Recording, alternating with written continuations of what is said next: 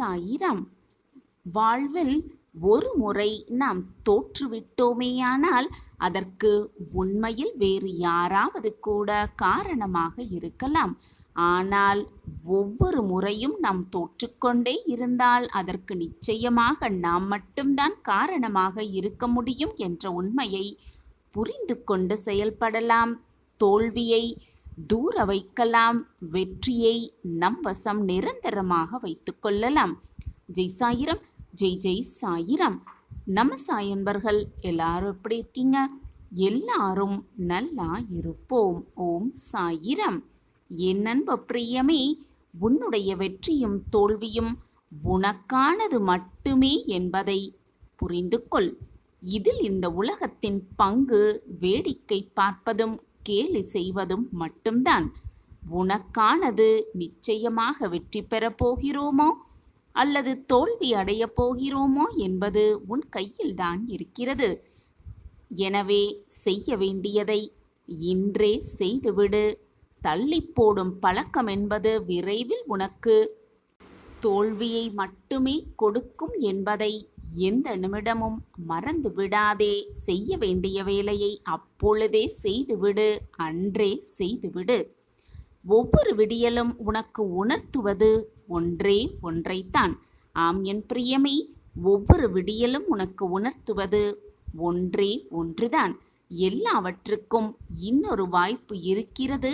அதை சரியாக பயன்படுத்தி கொள்ள வேண்டும் என்பதுதான் அதற்கான பொருள். உன்னுடைய முகத்தில் எப்பொழுதும் சிறு புன்னகை இருந்து கொண்டே இருக்கட்டும். அது வெறும் புன்னகை மட்டுமல்ல என் பிரியமே, அது உனக்குள் இருக்கும் தன்னம்பிக்கையின் அடையாளமாக அந்த புன்னகையை வைத்துக்கொள். எப்பொழுதுமே புன்னகை செய்து கொண்டே இரு. உன்னுடைய பலம் எதுவோ அதை நீயே சிதைத்து விடாதே என் பிள்ளையே.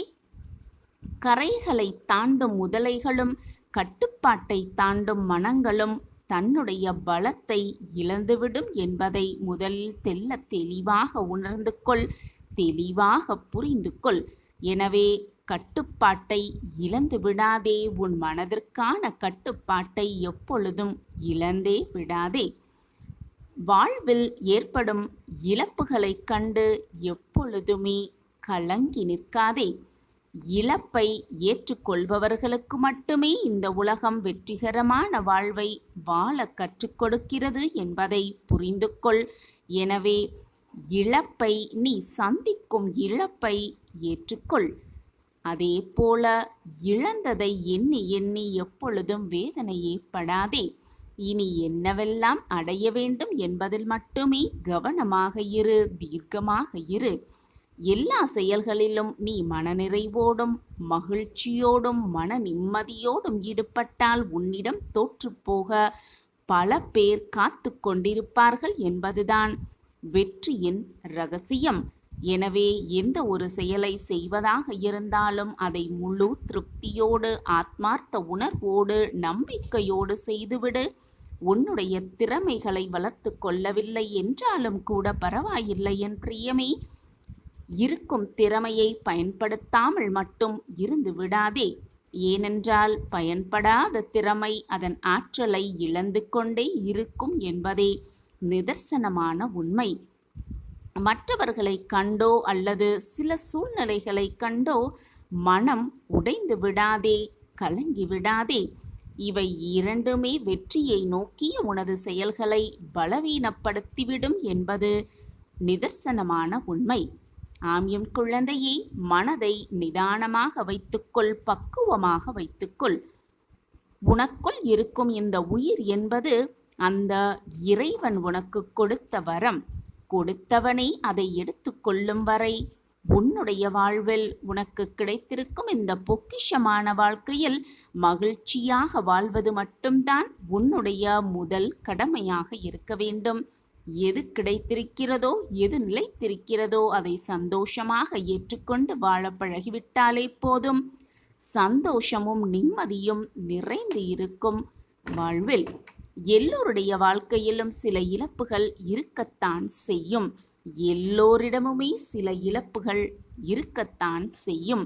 இழப்புகளை தவிர்த்துவிட்டு யாராலுமே வாழ்வை கடந்து செல்லவே முடியாது என் பிரியமே. இழப்புகள் வழிகளை மட்டும் தருவதில்லை, மீதமுள்ள வாழ்வை கடந்து செல்வதற்கான வலிமையையும் தருகிறது என்பதை புரிந்து கொள்.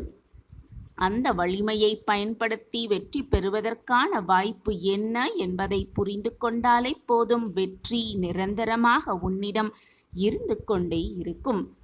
பிழைகளும் தோல்விகளும் இல்லாமல் கற்றல் என்பது ஒருபோதும் சாத்தியமே இல்லை என் பிரியமே.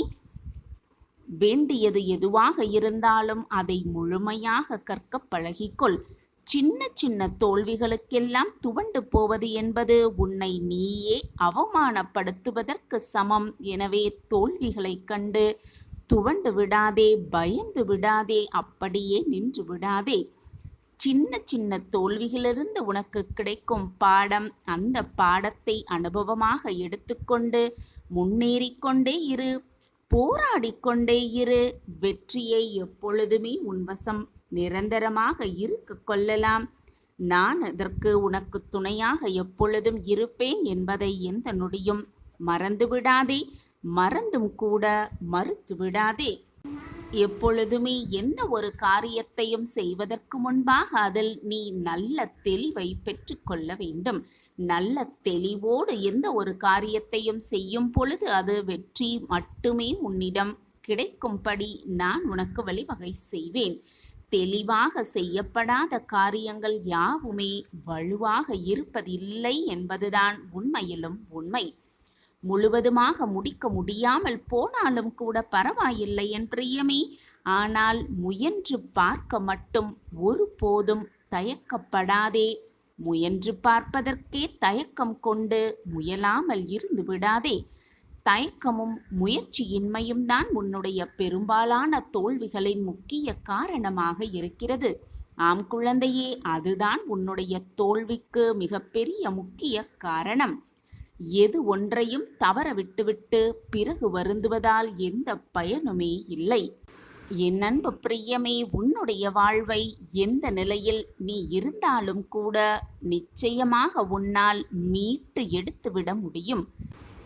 எவ்வளவு இழந்திருக்கிறாய் என்பது ஒரு பொருட்டே அல்ல. அந்த இழப்பிலிருந்து நீ எதை கற்றுக்கொண்டிருக்கிறாய் என்பதுதான் முக்கியம், மிக மிக முக்கியம். வெற்றி பெற வேண்டும் என்று பலரும் இந்த உலகத்தில் நினைத்து கொண்டுதான் இருக்கிறார்கள். ஆனால் ஒரு சிலர்தான் அதற்காக தங்களை தயார்படுத்திக் கொள்கிறார்கள் என்பது உண்மையிலும் உண்மை. அதே போல வெற்றி பெற வேண்டும் என்று நீயும் ஆசைப்படுகிறாய். அதற்கான முயற்சிகள் அனைத்தையும் தயாராக வைத்துக்கொள். அதற்காக நீயும் உன்னை தயார்படுத்திக்கொள். அப்பொழுது வெற்றியை மிக சுலபமாக எட்டி பிடிக்கலாம். நிரந்தரமாக உன்னிடமே அந்த வெற்றியை வைத்து கொள்ளலாம். உனக்கு துணையாக எப்பொழுதும் உன் அப்பா உன் அருகிலேயே இருந்து கொண்டிருப்பேன் என்பதை எந்த நொடியும் மறந்து விடாதே என் பிள்ளையே. 8 திக்கிலும் இருந்து உன்னை பாதுகாக்க, உன்னை வழிநடத்த, உன்னை சரியான பாதையில் அழைத்து செல்ல, உனக்கு பக்க பலமாக உன் தோழனாக, உன்னுடைய தகப்பனாக, தாயாக, அனைத்துமாக உனக்கு எல்லாமுமாக இருந்து உன்னை வழிநடத்துவேன். வெற்றியை உன்னிடம் கொண்டு வந்து சேர்ப்பேன். சாயப்பாயிருக்க உனக்கு ஏன் மனக்கவலை என் பிள்ளையே? யார் என்ன பேசினாலும், யார் என்ன கூறினாலும் அதை தாங்கிக் கொள்ளும் சக்தி உடனே யாருக்கும் மிக சீக்கிரமாக கிடைத்து விடாது. அதற்கு எல்லோருக்குமே பொறுமை என்பது மிக மிக முக்கியம். அதைவிட முக்கியம் நம்பிக்கையான தன்மையும் தான். உன்னை சுற்றி இருப்பவர்களுக்கும், உன்னை சுற்றி உன்னை அன்பாக பார்த்து கொள்பவர்களிடமும் எப்பொழுதும் கூறிக்கொண்டே இரு. மற்றவர்கள் மனம் நோகும்படி சொல்லாதே. மற்றவர்கள் மனம் வருத்தப்படும்படி நடந்து கூடக்கூடாது என்று உச்சரித்து கொண்டே இருக்க வேண்டும். வெற்றியை மட்டுமே சுவைத்து கொண்டிருப்பவர்களுக்கு தோல்வியை பார்த்து எப்பொழுதுமே பயம். சந்தோஷத்தை மட்டுமே அனுபவித்து கொண்டிருப்பவர்களுக்கு கஷ்டத்தை பார்த்து பயம். கேள்வியை மட்டுமே எப்பொழுதும் கேட்டுக்கொண்டிருப்பவர்களுக்கு பதிலை பார்த்தால் பயம். இருளிலே வாழ்ந்து கொண்டிருப்பவர்களுக்கு அவனுடைய நிழலை பார்த்தால் கூட பயமாகி விடுகிறது. வெளிச்சத்தை பார்த்தால் அதைவிட பயமாகி விடுகிறது. வாழ வேண்டும் என்று விருப்பப்படுபவனுக்கு இறப்பை கேட்டாலே பயம். தவறு செய்பவருக்கு அந்த இறைவனை பார்த்தாலே பயமாகி விடுகிறது. இப்படி ஒவ்வொருவருக்கும் ஒவ்வொரு விதமான பயம் இருந்து கொண்டுதான் இருக்கிறது. ஆனால் எதுவுமே இங்கு நிரந்தரமில்லை. நிரந்தரமே இல்லாத இந்த உலகத்தில் வாழ்ந்து கொண்டிருக்கிறோம் என்று புரிந்து கொண்டவர்களுக்கு பயம் என்ற சொல்லே தெரியாமல் தான் இருக்கும். பயமே இல்லாமல் தான் அவர்கள் வாழ்ந்து கொண்டிருப்பார்கள். என் அன்பு குழந்தையே, நேரத்தை மிக சரியாக பயன்படுத்தினால் எந்த ஒரு பிரச்சனையும் எந்த ஒரு இக்கட்டான சூழ்நிலையும் எழ வேண்டிய அவசியமே இல்லை. இந்த உலகத்தில் அனைவருமே இன்பத்தையும் சந்தோஷத்தையும் தேடி தேடி ஓடிக்கொண்டே இருக்கிறார்கள். ஆனால் இதில் தவறு ஏதும் கிடையவே கிடையாது. ஆனால் அந்த இன்பத்திலேயே மூழ்கி போயிருப்பதுதான் தவறு என்று நான் சொல்லிக்கொண்டே இருக்கிறேன். இன்பத்திலேயே மூழ்கி கொண்டிருப்பதால் சுற்றி இருப்பவர்களுக்கான கஷ்டத்தையும் உணராமல் இருப்பதுதான் மிக மிக தவறு. இறைவன் ஒருவருக்கு சந்தோஷத்தையும் ஆனந்தத்தையும் செல்வத்தையும் அள்ளி அள்ளி கொடுக்கிறார் என்றார். அதை சிறிதேனும் மற்றவர்களுக்கு பகிர்ந்து கொடுப்பதில் எந்த தவறுமே இல்லை. பகிர்ந்து கொடுக்கலாம் தானே? உலகமே உன்னை மதிக்க வேண்டும் என்ற எண்ணம் உன் மனதில் இருந்தால், இந்த உலகமே உன்னை பாராட்ட வேண்டும் என்ற எண்ணம் உனக்கு இருந்தால், முதலில் அதை நீ உன்னிடத்திலிருந்து ஆரம்பிக்க வேண்டும். முதலில் மற்றவர்களுக்கு உன்னால் முடிந்த உதவிகளை செய். உனக்கு என்ன செய்ய தோன்றுகிறதோ, மற்றவர்களுக்கு உதவி என்ன செய்ய தோன்றுகிறதோ அதை முழுவதுமாக மற்றவர்களுக்கு செய். தேவை என்று வருபவர்களிடம் கண்டிப்பாக உதவிகளை செய். இப்படி இருந்து பார். இந்த உலகமே உன்னை பிரமிப்பாக பார்க்கும். எதற்காக இந்த வாழ்க்கையை வாழ்ந்து கொண்டிருக்கிறோம், எதற்காக இந்த வாழ்க்கைக்கு நாம் வந்திருக்கிறோம் என்பதை முழுவதுமாக புரிந்து கொண்டாலே போதும், நம்மை சுற்றி இருப்பவர்கள் அனைவரையும் மிக சுலபமாக புரிந்து கொள்ளலாம். நேரம் நமக்காக காத்திருக்காது.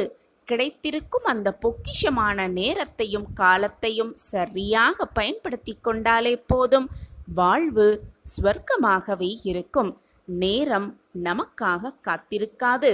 அடுத்தவர்களுக்கு கெடுதல் நினைக்காத எல்லா நேரமும் நல்ல நேரமே. என் அன்பு குழந்தையே, உனக்கான நல்ல நேரம் வந்துவிட்டது.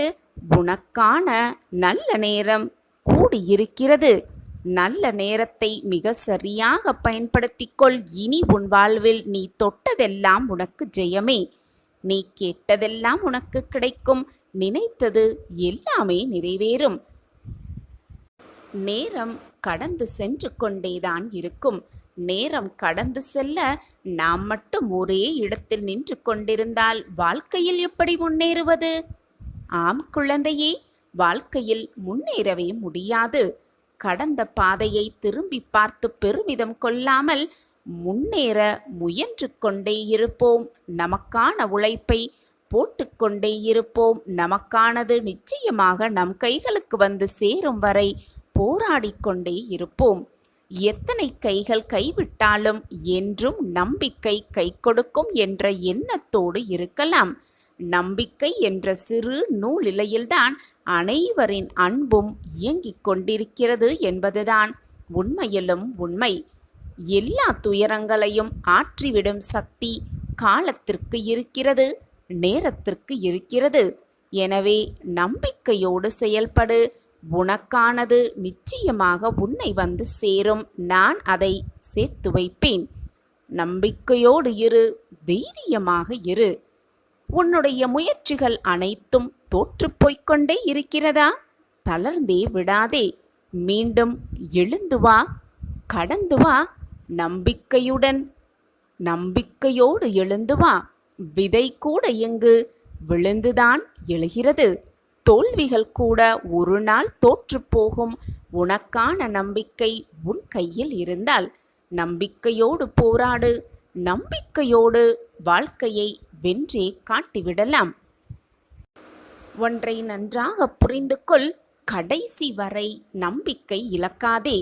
ஏனென்றால் கடைசி வரியில் கூட உனக்கான வெற்றி எழுதப்பட்டிருக்கலாம். இதோ உனக்கான நல்ல நேரம் வந்துவிட்டது. உனக்கான வெற்றி சர்வ நிச்சயமாக உன்னை தேடி வரும். உனக்கான நல்ல நேரம் கூடிவிட்டது. உன் சாயப்பா உனக்காகவே செய்து கொடுக்கும் சத்திய வாக்குதான். என் வாக்கு என்றாவது பொய்த்ததுண்டா? சற்று சிந்தித்துப்பார் என் குழந்தையே. வாழ்க்கை நிச்சயமாக வெற்றியை அடைந்தே தீரும். தோற்காமல் வென்றவர்கள் யாருமே இல்லை. தோற்றுவிட்டோம் என்று கவலைப்படாமல் வெல்வது எப்படி என்று யோசி. வெற்றி நிச்சயமாக ஒரு முறையாவது உனக்கு கிடைக்கும். ஒரு முறையாவது உன் கைகளில் வந்து தழுவும். நீ உன் சிறகை விரிக்கும் வரை நீ எட்டும் உயரம் யாருமே அறிந்து கொள்ள முடியவே முடியாது. தொட முடியாத உயரத்தில் உன் கனவுகள் இருந்தாலும் தொட்டுவிடலாம் என்ற நம்பிக்கையில் நீ போராடு. போராடிக்கொண்டே இரு. வாழ்க்கையை வென்றே காட்டிவிடலாம். உனக்கான நல்ல நேரம் வந்துவிட்டது. உனக்கான நல்ல நேரம் கூடியிருக்கிறது. எது வந்தாலும் மனதில் வலிமை இருந்தால் துன்பமும் இன்பமாய் மாறிவிடும். மனதில் வலிமையோடு இரு. நம்பிக்கையோடு இரு. நான் இருக்கிறேன் எப்பொழுதும் உன்னோடு. நீ உன்னில் உயிர் கொடுக்கிறாயோ அதுவாகவே அது செயல்படும். எனவே உன்னிடம் இருந்தே வெற்றியை அடைய நம்பிக்கை என்னும் விதையை தூவிக்கொண்டே இரு. நம்பிக்கை என்னும் விதையை உன் மனதில் தூவிக்கொண்டே இரு. நிச்சயமாக அது விருட்சமாய் வளர்ந்து நிற்கும். உன்னுடைய உயர்ந்த குணமும் எனக்கு புரியாமல் இல்லை. நீ புண்ணியம் செய்த பாக்கியசாலி. அதனால்தான் உன் மனம் வேதனையாக இருக்கும் சமயத்தில் நீ என்னை தேடி வந்தாய். நானும் உன்னுடைய வேதனையை தீர்க்க உன்னை தேடி வந்திருக்கிறேன். தொலைந்த கஷ்டத்தையெல்லாம் மீட்டெடுத்து தரப்போகிறேன். இது நாள் வரை நீ இழந்தது அனைத்தையும் ஆனந்தமாக பெறப்போகிறாய். உன் ஆசைகள் அனைத்தும் உனக்கு ஈடேறப் போகிறது. அதற்கான அறிகுறி இன்றே உனக்கு தெரியும். மகிழ்ச்சியாக இரு. எது நடந்தாலும் உன் புன்னகையை மட்டும் உன் முகத்தில் வைத்து கொண்டே இரு. வானமே இடிந்து உன் தலையில் விழும் சூழ்நிலை வந்தாலும் அமைதியாக இரு. எனக்கு நடப்பது அனைத்தும் நன்மையாகத்தான் இருக்கும் என்பதை முழுமையாக நம்பு. உன் நம்பிக்கையே உன் வாழ்க்கையை காப்பாற்றும். இதோ நீ செய்த புண்ணியத்தின் பலனாக நான் உன்னை தேடி உன் இருப்பிடம் நோக்கி நீ இருக்கும் திசை நோக்கி உன்னிடமே நிரந்தரமாக இருக்கவே வந்திருக்கிறேன். உன் தொலைந்த கஷ்டத்தை அனைத்தையும் மீட்டெடுத்து மீண்டும் உன்னிடம் சேர்க்கப் போகிறேன். இப்பொழுதெல்லாம் நீ எனக்கு யாருமே இல்லை கவலை என்று வந்துவிட்டால் பகிர்ந்து கொள்ளக்கூட யாருமே இல்லை. ஆறுதல் வார்த்தைகள் கூட சொல்லக்கூட எனக்கு எவருமே இல்லை என்று தனிமையில் உட்கார்ந்து புலம்பிக் கொண்டும் மனவேதனையோடு குழம்பிக் கொண்டும் இருக்கிறாய். நீ மட்டும் வேதனைப்படவில்லை என் பிள்ளையே. உன்னோடு சேர்ந்து உன்னை சுற்றி இருப்பவர்களையும் வேதனைக்கு ஆளாக்கி கொண்டிருக்கிறாய். உனக்கு இருக்கும் கஷ்டமும் துன்பமும் நிரந்தரமானது கிடையாது. எப்பொழுதுமே என்னால் முடியும், அனைத்தையும் நான் பார்த்து கொள்வேன் என்ற தன்னம்பிக்கை வார்த்தைகளை உன் மனதிற்குள் சொல்லிக்கொண்டே இருந்தால் போதும். எனக்காக யாருமே இல்லையே என்ற கேள்வியே உன் மனதில் எழாது. உன்னைப் போல் இந்த உலகத்தில் இருக்கும் மற்றவர்களும் துன்பத்தை அனுபவித்து கொண்டுதான் இருக்கிறார்கள். அவரவர் செய்த கர்ம வினைகளின்படி அவரவர் இன்பத் துன்பத்தை அனுபவித்துதான் ஆக வேண்டும். அவரவர் கர்மாவை அவரவர் கழித்தேதான் ஆக வேண்டும். அவர்களுக்கு என்று தனித்தனி வாழ்க்கை இருக்கிறது. அதை விடுத்துவிட்டு உன்னுடைய சோகத்தை பகிர்ந்து கொள்ள, உனக்கு ஆறுதல் வார்த்தைகள் கூற மற்றவர்களால் எப்படி முடியும் என்று நீ நினைக்கிறாய்? உனக்குத்தான் நான் இருக்கிறேனே. எதுவாக இருந்தாலும் என்னிடம் வந்து அனைத்தையும் கொட்டிவிடு. உனக்கு தேவையான அனைத்தையும் தேவையான தருணத்தில் நான் பார்த்துக் கொள்கிறேன். நான் உன்னோடு இருக்கும் பொழுது எதற்குமே கவலைப்பட வேண்டிய அவசியமே இல்லை. நான் இருக்கிறேன் அனைத்திற்கும் சாட்சியாக. என்மேல் முழுமையாக நம்பிக்கை வைத்திருக்கும் யாருக்கும் வாழ்க்கையில் அற்புதமும் அதிசயமும் நிச்சயமாக நிகழும். நீ என் பொக்கிஷமான குழந்தை. உன்னை காப்பதற்காக எந்த அவதாரம் வேண்டுமானாலும் நான் எடுத்து உன்னை காப்பேன். இது உன் சாய் அப்பாவின் சத்திய வாக்கேதான். தடுக்கி விழும் சமயத்தில் நான் உன்னை வீழ விடமாட்டேன். ஏதாவது ரூபத்தில் ஏதாவது ஒரு உதவி செய்து உன்னை நிச்சயமாக காப்பேன். உன்னை வெற்றியடைய செய்வேன். பசி அடங்கிய பின் கிடைக்கும் உணவும், மனம் வெறுமையற்று கிடைக்கும் பொழுது இருக்கும் பொழுது கிடைக்கும் அன்பும் பயனை தரவே தராது. ஏதாவது தவறு செய்துவிட்டு அந்த குற்றத்தை நினைத்து நினைத்து வருந்தும் பொழுதுதான் ஒரு மனிதன் மனிதனாக அவதாரம் எடுக்கிறான். அந்த மனிதனின் மனத்தை பற்றியும் புரிந்து கொள்ள அவனால் முடிகிறது.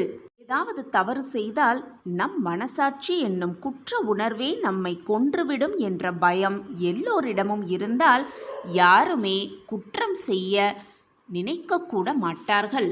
கடவுளால் அவர்களின் வாழ்க்கை நிச்சயமாக நிறைவடையும்.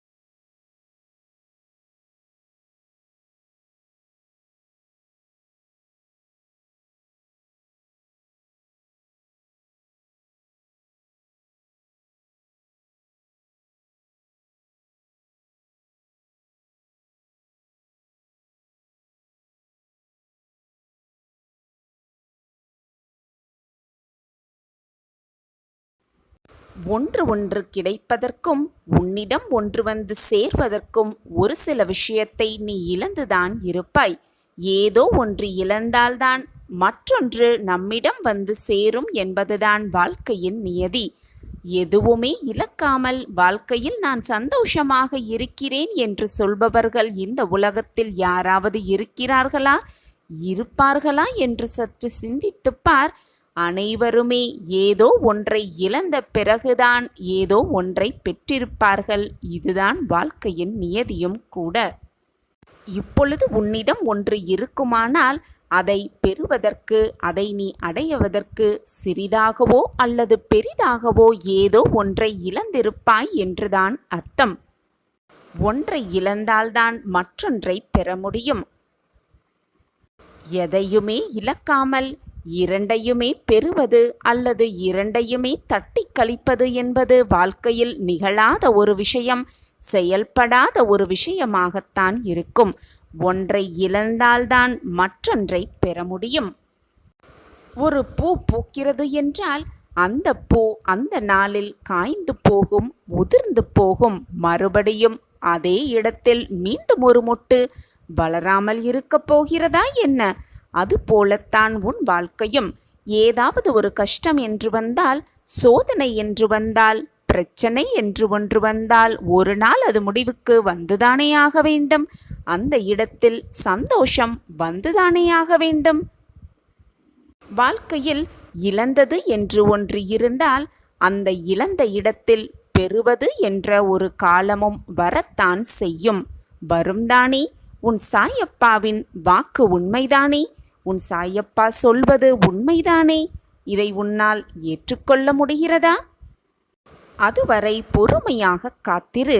இது உனக்கான நேரம். உனக்கான நேர காலமெல்லாம் கூடி வரும் சமயத்தில் தேவையில்லாத பயத்தை போட்டு உன் மனதில் விதைத்து கொண்டு அந்த பயம் உன் மனதை ஆக்கிரமித்து கொண்டு உனக்கான சந்தோஷம் உன்னிடம் வரும் பொழுது நீ அதை அனுபவிக்க முடியாமல், சந்தோஷத்தை ஏற்றுக்கொள்ள முடியாமல் உன் மனம் தத்தளித்து கொண்டிருக்கும்.